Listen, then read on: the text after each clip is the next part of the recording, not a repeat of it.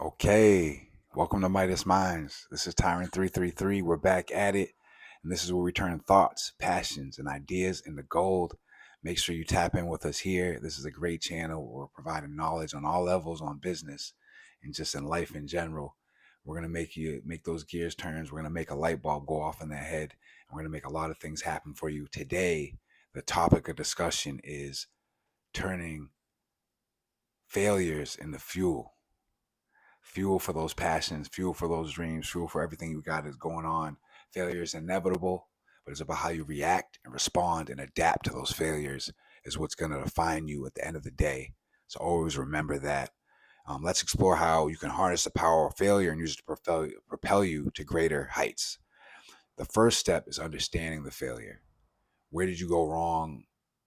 Analyze it, tweak it, get feedback on it, and find out how you can do it better the next time. Understand the source of that failure and be real about it. Really dive in and figure out what different things and different factors could have contributed to that failure and learn to fail forward. But also, like I've heard from a couple different mentors, learn to fail faster.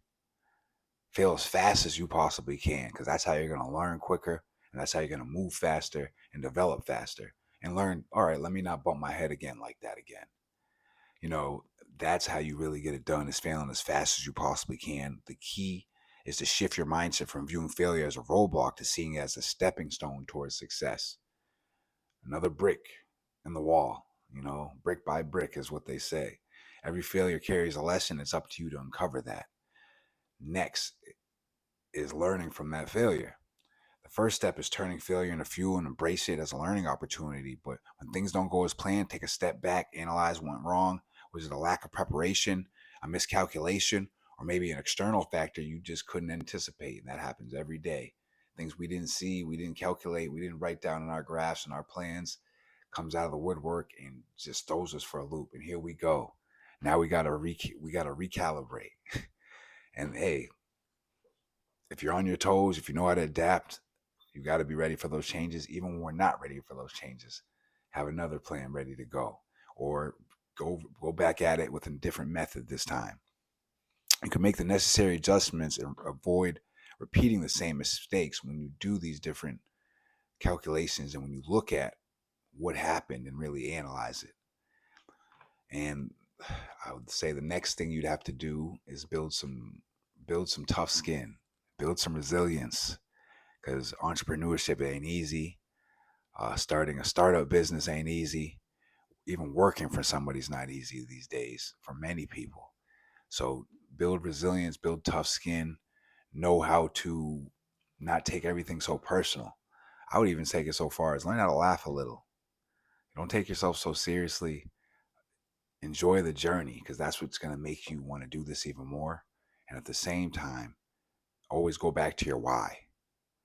Go back to the thing that is the original reason why you were doing this thing because that'll always keep you pushing forward. But if you don't have that, you know, figure it out. Find out a way to get it done and find something that you really makes you passionate doing it, or else ask yourself, why are you even doing it? The resilience is what will carry you through the inevitable challenges on your journey and keep you striving towards your goals and that why, like I was just saying. And the next I would say is using failure as motivation. Let it fire you up. One of the most powerful ways to turn failure into fuel is that motivation. Let those failures drive you to work harder, smarter, and more determined than ever. Instead of dwelling on what went wrong, focus on what you can do better next time. Channel your energy into improving yourself and your approach. The most successful people in the world don't let failure stop them. Let it push them to achieve even greater heights and greater goals. Those are the people that they call the best, the greatest, the masters, because they found out how to conquer failure over and over and over again. So keep that in mind. The history repeats itself, they say, and there's success stories over and over again of people who've had failures and made it happen and turned it into gold. Turned those ideas, those passions, and whatever they wanted to make happen into gold. Look at Tom Brady, 6th-round draft pick. Our Boston boys, we know all about him. Had a tremendous run with him here, 20 or something plus years. And he was a 6th-round draft pick. And look at him, he's the GOAT. Michael Jordan, cut from his high school team, used that failure to become the GOAT again in his field. And that's just, to me, look at even LeBron, if you want to call him your GOAT. He's failed over and over and over again. But he's hit the mountaintop many, many times too because of those failures. And the list goes on of people who have failed and achieved great things because of those failures and moved on to turn those same failures into fuel and motivation to get to that next level. So what are you going to do? You're going to back down from the challenge, or you're going to go after it?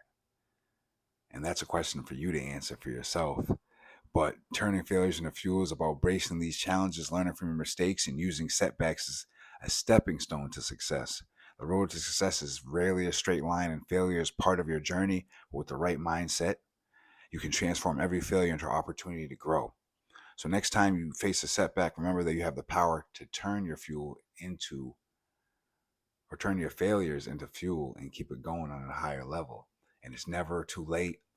Um, Nothing can stop you besides yourself, especially if you're staying in your own lane and creating.